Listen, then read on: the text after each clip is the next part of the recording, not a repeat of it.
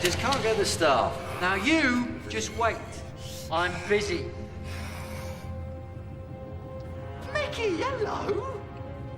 August was a little while ago, but a lot happened in that month. We hit 800 subscribers, and then we hit 900 subscribers, and then, spoilers, we reviewed a few games, some newish, some older, and all of our reviews went down amazingly well. We'll be coming back to this one with the end of the year video. Don't worry, we will be talking about it again. We even squeezed in a handful of books, shows, and movies. But we're here today to talk about the games we played outside of review, mainly because I want to talk about Zelda again.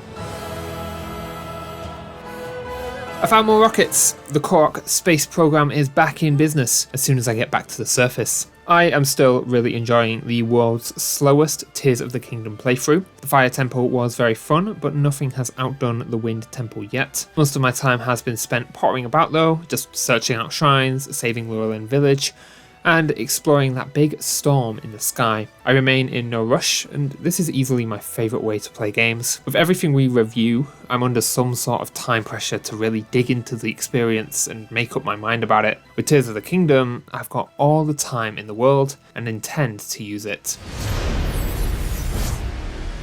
My friends and I have been having an absolute blast with Season 6, no difference there. The PvE missions, whilst short, made for a great afternoon of fun, and we got an insane amount of replayability out of the Underworld modifiers. Those expert runs were actually pretty tough. Flashpoint is a great mode with 2 great maps, and Iari shook up the meta in a wonderful way. Sure, she was strong when she got added, but not too strong. I even managed to expand my roster a little more with Reinhardt. Sure, shooting enemies is fun, but smacking them with a gigantic hammer is so much better. The game is in a good state for the most part. I mean, we're still playing it every single day. The meta could definitely use some work because Orisa seems to be in every single game, but we are nicely excited for Overwatch Anniversary and Season 7 in a few weeks.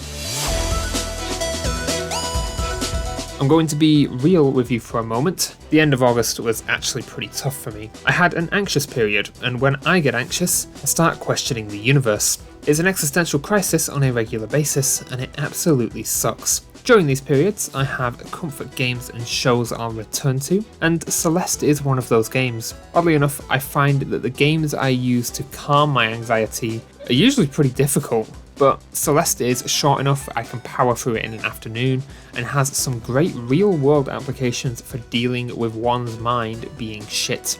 Climbing that mountain always gets me out of a funk, and I'm so grateful that this game just exists.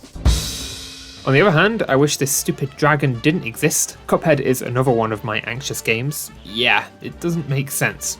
Moving on, with this one, I just come back to the bosses I like, get destroyed by them, destroy them back, and feel a lot better. I'd love to make a whole video on using games to assist with mental help, but right now it doesn't really fit with the channel, so all of that will stay in here as a bit of personal rambling from time to time. At some point I do need to attempt the DLC though, just to really learn my place.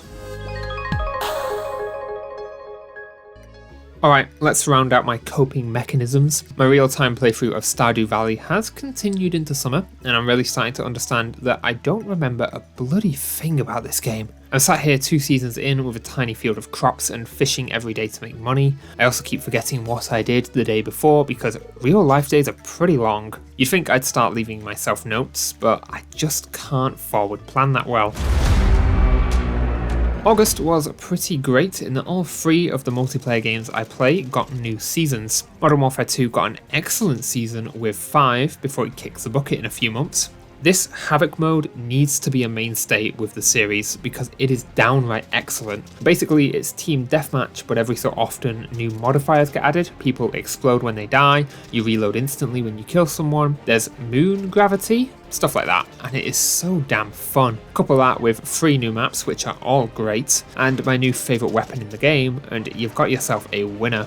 We also had the Modern Warfare 3 reveal event in Warzone, and this was handled really well.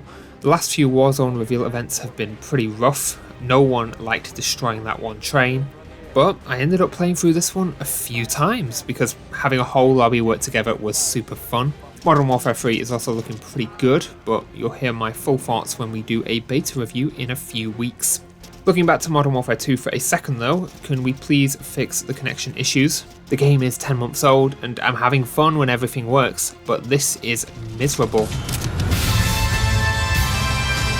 This is the last of the new seasons in this video, and the one I've barely had any time to play, enjoying my terrible gameplay where I figure out how the rocket ram works.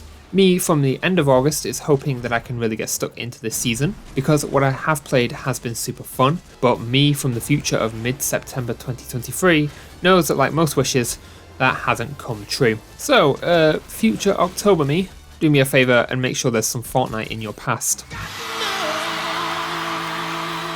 Would you believe it? We actually left the house this month and went to a museum of games. I unfortunately do not have any footage of this because recording people in public without consent isn't cool, but the experience itself was pretty cool. There was a room full of almost every single games console that has ever existed, all loaded up with games and all ready to play. I got to have a major nostalgia trip with Guitar Hero and realised just how terrible I am at Mario Kart Wii.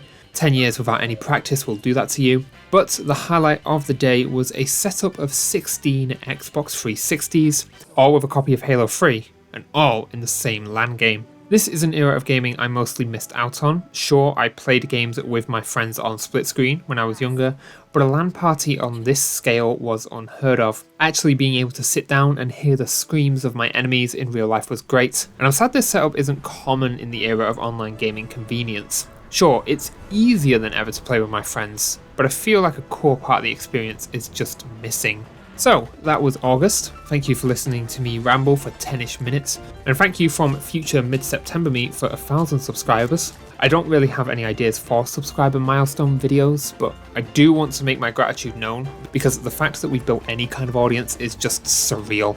Thank you. We'll make sure the September video actually comes out on time. Hopefully there won't be any massive games between now and the end of the month to really take my focus away. But until then, have a great month.